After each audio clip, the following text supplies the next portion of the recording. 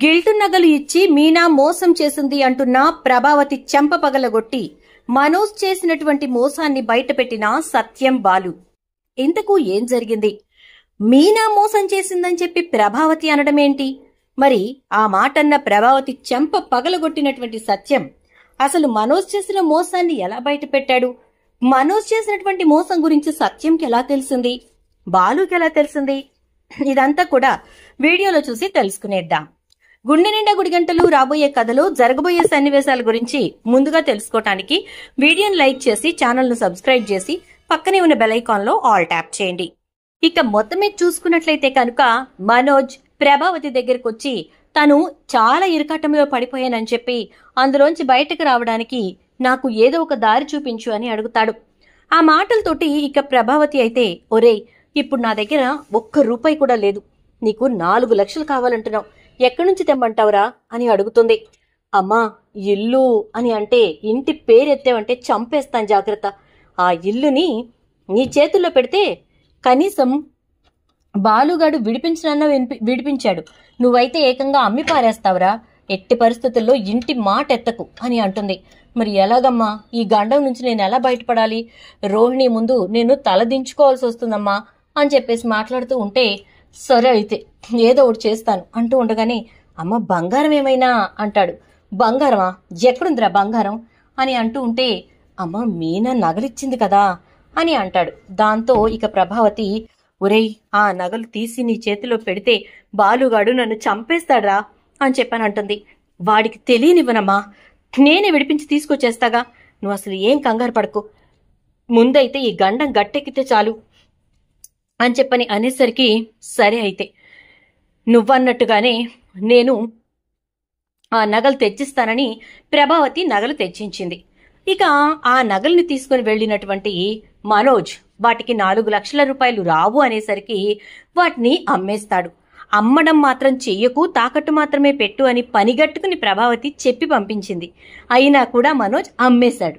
అలా అమ్మేసినటువంటి మనోజ్ ఇంటికి ప్రశాంతంగా వచ్చేసి, అయిపోయింది, 4 లక్షలు వచ్చేసాయి, మొత్తాన్ని క్లియర్ చేస్తాను అని చెప్పి చెప్తాడు. ఇక అలా చెప్పేసరికి అలా అమ్మేసినటువంటి మనోజ్ అయితే చాలా ప్రశాంతంగా ఉంటాడు, ఎందుకంటే తన ప్రాబ్లం సాల్వ్ అయిపోయింది కాబట్టి. ఇక ఇక్కడ సుశీలమ్మ బర్త్డేకి మంచిగా ఒక గోల్డ్ చైన్ చేయించాలని బాలు అనుకుంటాడు. వాళ్లకు అవసరమైనప్పుడు కూడా వాళ్ళు మీనాకి సంబంధించిన నగలు తీసుకోకూడదు అనుకున్నటువంటి బాలు మీనా సుశీలమ్మ కోసం మాత్రం ఆ నగల్ని కరిగించి మంచి చైన్ చేయించి ఇవ్వాలి అని చెప్పని అనుకుని ఇక ఆ నగల గురించి సత్యం దగ్గరకు వచ్చి మాట్లాడేసరికి సత్యం కూడా సరే అంటాడు. అలా అనేసి ప్రభావతిని నగల గురించి అడుగుతాడు. ఇంకేముంది, ప్రభావతి షాక్. ఎరా మనోజ్, ఆ నగలు ఎట్లా అయినా సరే తీసుకురా అంటే మనోజ్ సేటుకి ఫోన్ చేసేసరికి, సేటు, మీరు మాకేమైనా పుణ్యానికిచ్చారా? కాదు కదా, మీరు మాకిచ్చింది అమ్మేసేశారు కాబట్టి మాకు హ్యాండ్ ఓవర్ చేశారు. మరి అమ్మేసిన వాటిని మేము కరగబెట్టకుండా దాచిపెట్టుకుంటామా? కరగబెట్టేశాము అంటాడు. ఏం చేయాలో అర్థం కాక మనోజ్ గిల్టు నగలు తీసుకొచ్చి ప్రభావతి చేతిలో పెడతాడు.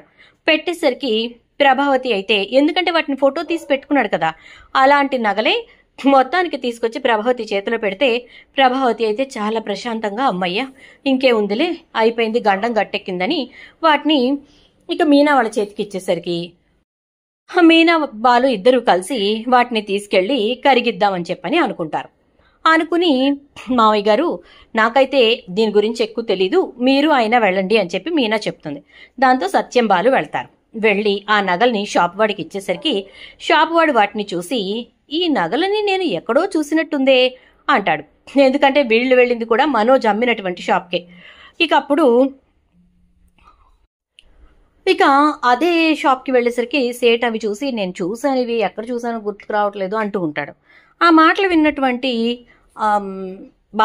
బాలు అయితే, ఇవెక్కడ చూసుంటావు సేటు, ఇప్పుడేగా మేము తీసుకొచ్చామంటే, సరే ఇటువు అని చెప్పేసేసి ఇక సేట్ అయితే, ఏముందిలే, ఒకరి దగ్గర ఉన్న నగలు మరొకరి దగ్గర ఉండకూడదా ఏంటి అనుకుంటూ మొత్తానికి వాటిని వెయిట్ చూస్తాడు. చూసిన తర్వాత గిల్టు నగల మంచివా అని చెప్పి చూసేసరికి అవేమో గిల్టు నగలు. ఏంటి బాబు, మీకు నాకంటే ఎవరు పిచ్చివాడు దొరకలేదా అని అంటాడు. ఏంటి సేటు అలా మాట్లాడుతున్నావేంటి అంటే, లేకపోతే ఏంటయ్యా, నేనేమన్నా పిచ్చివాడిలా కనపడుతున్నానా? నిన్ననే ఒకడు వచ్చాడు. వాడు నగలకి బదులు చేపలు తీసుకుని వచ్చాడు. ఆ చేపలు తెచ్చి ఈ కాటాలో వేశాడు అని చెప్పని అంటే, చేపలా అంటాడు బాలు. అవును, చేప ముక్కలు తీసుకుని వచ్చాడు అనగానే, నాన్న మనోజ్ గాడు జాకెట్ ముక్కలు తీసుకెళ్ళటానికి బదులు చేప ముక్కలు తీసుకెళ్ళాడని అమ్మ అంది అంటూ ఉండగానే, అవును, ఇది ఏంటి గిల్టు నగలు తీసుకొచ్చి మాకిచ్చి మీరు డబ్బులు అడుగుతున్నారు అని చెప్పని అడిగితే, మాకు డబ్బులొద్దు సేట్జీ, దీని వారాగా మా నాయనమ్మకు ఒక మంచి చైన్ ఇస్తే చాలు. అంటే మీకు చైన్ ఇవ్వాలి అన్నా ఇక్కడ ఇది ఒరిజినల్ గోల్డ్ అయి ఉండాలి కదా. ఇది ఒరిజినల్ గోల్డ్ కాదు, గిల్టు నగలు, 1 గ్రామ్ గోల్డ్ కూడా కాదు అని చెప్పని అనగానే షాక్ అయిపోతాడు బాలు. గబగబా ఇంటికి వెళ్తాడు. నాన్న, నాకు ఒక అనుమానం కలుగుతుంది. అంటే ఏంట్రా అంటే, మనోజ్ గాడు మీనా నగలు తీసుకొచ్చి ఇక్కడ అమ్మేసి అమ్మకు గిల్టు నగలు తెచ్చి ఇచ్చాడు అనుకుంటున్నాను. వాడు ముందు చేపలు తీసుకొచ్చి ఆ చేప ముక్కలని తప్పుగా తీసుకొచ్చాననుకుని తర్వాత నగలు తెచ్చిచ్చినట్టున్నాడు. అంటే సరే ఇంటికి వెళ్ళాక తేల్చుకుందామంటాడు సత్యం. ఇంటికి వెళ్ళిన తర్వాత ప్రభావతి కంగారు పడిపోతూ ఉంటుంది. ఇక సత్యం వచ్చి, ఏం ప్రభా, నగల్ని మనోజ్ గాడికి ఎందుకు ఇచ్చావు అనగానే, మనోజ్కి ఇవ్వటం ఏంటండి, మీనా తీసిచ్చిన నగలు తీసిచ్చినట్టు బీరువాలో పెట్టాను అని అంటే, అవి గిల్టు నగలని సేట్ అంటున్నాడు అనగానే, అమ్మో అమ్మో అమ్మో, దాని ఒంటి మీదున్న బంగారపు నగలన్నీ వాళ్ళ అమ్మోళ్ళకి ఇచ్చేసి ఇది మాత్రం తెలివిగా నాకేవీ వద్దు, నా మొగుడు చేయించినప్పుడే వేసుకుంటాను అంటూ పిచ్చి నగలు తీసుకొచ్చి బీరువాలో పెట్టించిందా అనగానే, నోరు ముయ్ అని చెప్పి సత్యం ప్రభావతి చెంప చెడు అనిపిస్తాడు. ఏంటండి ఇది, నన్ను కొడతారేంటి, మీ కోడలు చేసిన తప్పుకి అని చెప్పని అనగానే, నా కోడలు ఏ రోజు తప్పు చేయదు. నీ కొడుకుకి నువ్వు డబ్బు ఇవ్వటం కోసం 4 లక్షల రూపాయలకి సేటు దగ్గర నీ కొడుకు మీనా నగల్ని అమ్మాడని తెలిసి వాడు తెచ్చిచ్చినటువంటి గిల్టు నగల్ని మా చేతిలో పెట్టి మమ్మల్ని వెర్రోళ్ళని చేశావు. తీరా మేము వచ్చిన తర్వాత ఆ తప్పును తీసుకెళ్లి మీనా మీదేసి మీనానే ఒరిజినల్ నగలు తీసేసుకుని గిల్టు నగలు తెచ్చి ఇక్కడ ఇచ్చింది అని చెప్పని అంటున్నావు అనగానే, ఏం మాట్లాడుతున్నారండి, వాడికేమవసరం, అయినా వాడికి నేనెందుకు ఇస్తాను అని చెప్పని అనగానే, హాహా నువ్వెందుకు ఇస్తావా, ఏ సేటు దగ్గర అయితే నీ కొడుకు నగలు తీసుకెళ్లి అమ్మాడో ఆ సేటు మొత్తం చెప్పాడు. ముందు నీ కొడుకు చేపలు తీసుకెళ్లి అక్కడ వేశాడట.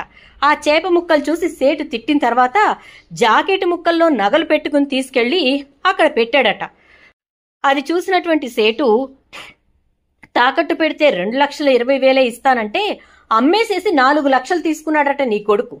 ఇప్పుడు నేను ఉదయాన్నే మీనా నగల గురించి అడిగేసరికి నువ్వు నీ కొడుకు తెలివిగా ప్రవర్తించి మొత్తానికైతే మీనా నగల్ని కృష్ణార్పణం చేసేశారు అని చెప్పి మాకు తెలియకుండా ఉండడం కోసం ఈ గిల్టు నగలు మా మొహాన కొట్టి పంపించావు అంటూ ఉంటే, యాండి మీరు అనవసరంగా నన్ను మాటలు అంటున్నారు, నేనెందుకు అలా చేస్తానండి అంటూ ఉంటుంది. నువ్వే చేశావు, ఇంకా మళ్ళీ నేనెందుకు చేస్తాను అంటావేంటి, చేయాల్సిందంతా చేసిన తర్వాత ఇంకా నేను చేస్తానా అని మాట్లాడతావేంటి అని అంటాడు. అబ్బే మీరు అనవసరంగా నన్ను అపార్థం చేసుకుంటున్నారు అంటూ ఉండేసరికి ఇక మీనా వచ్చి, వదిలేండి మావయ్య, వదిలేసేయండి, నా ఒంటి మీద ఈ నగలు ఉండకూడదు అని చెప్పి నేను తీసుకొచ్చి ఇచ్చేశాను. ఆవిడ చేతికెళ్ళిన తర్వాత ఆవిడ నగలు ఆవిడ ఇష్టం కదా, మీరు పెట్టిన నగలే కదా, అందుకే అత్తయ్య గారు అలా ఆలోచించుంటారు. పర్వాలేదు, 40 లక్షల రూపాయలు ఆయనే తీసుకున్నాడు. నన్ను పెళ్లి చేసుకోవాల్సిన ఆయన పీటల నుంచి పారిపోయి మీ చిన్న అబ్బాయికిచ్చి పెళ్లి చేసేలా చేశాడు. ఇప్పుడు నా నగల్ని కూడా తీసుకుపోయాడు. చాలా గొప్పోడు మీ కొడుకు అంటూ మీనా, యాండి అమ్మమ్మ గారికి ఫోన్ చేసి పుట్టినరోజుకు వస్తున్నామని చెప్పండి, మనం వెళ్ళి కనీసం ఆవిడ పుట్టినరోజుని జరిపి వస్తే మనం బంగారం పెట్టినంత సంతోషపడతారు అని అంటుంది మీనా. అదే చేద్దాంలే మీనా అంటూ వెళ్లిపోయిన తర్వాత ప్రభావతి మనోజ్ వంక చాలా సీరియస్ గా చూస్తూ ఉంటుంది. ఇప్పటి వరకు డబ్బావతి, లక్షావతి అంటూ ఎన్నో పేర్లతో పిలిచాడు వాడు. ఇక రేపటి నుంచి దొంగావతి, ఇంటి దొంగావతి అంటూ పిలుస్తాడు. ఛీ, నీలాంటి వెధవని కన్నందుకు నాకిదంతా జరగాల్సిందేరా అంటూ ఉంటుంది ప్రభావతి. ఇక దాంతో మనోజ్ అయితే, అమ్మా అది కాదమ్మా అంటూ ఏదో చెప్పబోతూ ఉంటే, నోరు ముయ్యిరా, నోరు ముయ్, నీ మూలాన నేను ఇప్పటి వరకు అనిపించుకున్నవి చాలేదని రోహిణి ముందు నీ పరువు పోకూడదని చెప్పి నేను చేసిన పనికి మొత్తం అందరి ముందు నేను తలదించుకునే పరిస్థితి తీసుకొచ్చావు.